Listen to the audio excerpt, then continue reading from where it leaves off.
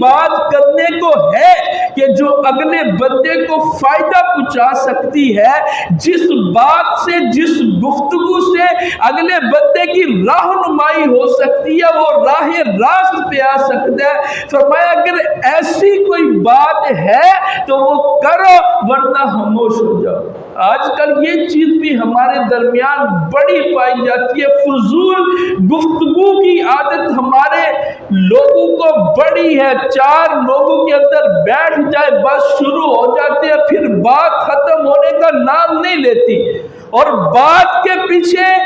مقصد بھی کوئی نہیں ہوتا، فقط اپنے وقت کا ضیاع ہوتا ہے، اس کے علاوہ اور کچھ نہیں ہے، اور ساری گفتگو سے سننے والوں کو حاصل بھی کچھ نہیں ہوتا۔ تو اس لیے ایسی گفتگو سے اجتناب کرو، یہ اللہ اور آخرت کے دن پر یقین کا تقاضا ہے۔ رسول خدا صلی اللہ علیہ وسلم نے فرمایا کہ اگر تم واقعی اللہ اور آخرت کے دن پر یقین رکھتے ہو تو فرمایا اگر اچھی بات کر سکتے ہو تو کرو ورنہ خاموش ہو جاؤ۔